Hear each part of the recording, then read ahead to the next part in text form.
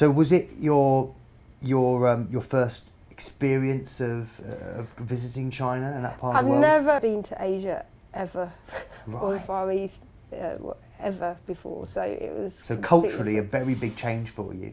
Yeah, very different. And what was quite interesting was on board the ship, it was, because it was aimed at the Chinese market, it was all Chinese guests, and then our group of, I think it was about 10 of us, 10, 15 of us, and then there was a sort of other small party of, there's some people from South Africa, some from Australia, and a few more Brits on board.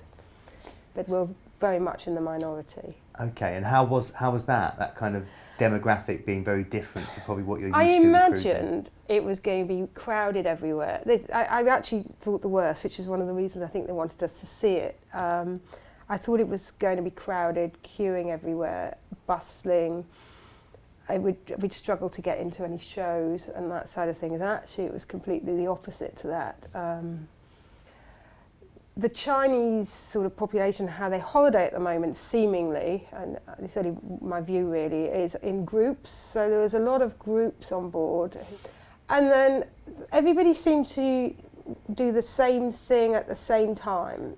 But they had a different sort of schedule to sort of what we did. So the sort of day everybody got up and then went off. If you're in the port, everybody was off the ship going on an excursion all day, pretty much.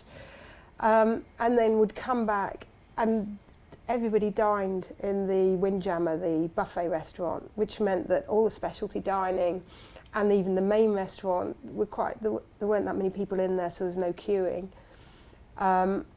And post that, so it was dining very early, 5:30, and then they would go to a show, and then on to the next show, and then maybe to a bar if there was entertainment. But if a bar didn't have any entertainment on, there were very few people in it. Right. So you would always get served very quickly. You know, the pianist would be playing or whatever, but it was literally following the entertainment around the ship that people did en masse. So what we were doing was just had a different schedule. We were dining at 8. We were dining in the main restaurant or at specialty dining, because it's like Jamie Oliver's, for example, on board. So sometimes we had the whole place to us. It felt like we had the whole place to yourselves, or there was just a nice sort of relaxed atmosphere on board. Straight. I mean, it sounds really fascinating and really very different, but also very enjoyable.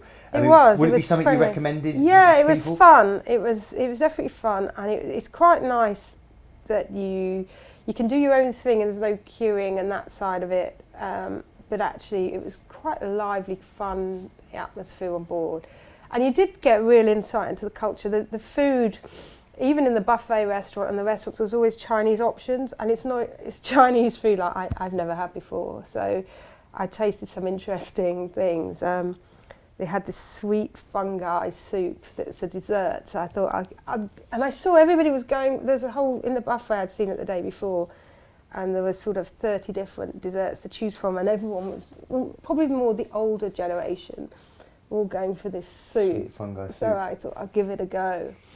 And it was like lumps of white slime in white slime that had just been sweetened. It was, I think you have not to your have cup of tea, should I we think say? you have to have a particular palate. Yeah. So and when we dined out off the ship as well, the food was, it made me realise how westernised the Chinese food is here. So a lot of it I just didn't know what it was. I mean, I tried everything. Well, I always found that. I mean, I remember one particular meal in Hong Kong just a couple of years ago when they had the white gristle in between the beef, you know, the bit that you throw out in the UK. Yeah, they don't throw anything away. No, but that was the delicacy. Loads of lumps of the white gristle in amongst the rice and the gravy, and I was like, but I don't want to eat this, and yet that was the protein in it. Yeah, we got served a chicken that had the head and feet. Yeah. So in a sense, you're getting a chance. It seems Royal Caribbean have embraced that part of Chinese culture as well and brought it on board the ship. Yeah. Which is great. So you can choose. There's a full normal dining options, and then there's always Chinese options on board. Particularly the buffet. I mean, and you could do some really interesting things in the buffet. There was someone, and they'll explain to you what to do, because I was like, what do I do? So they do noodles in the pot, so that you could choose your vegetables and the sauce, and they'll cook it for you.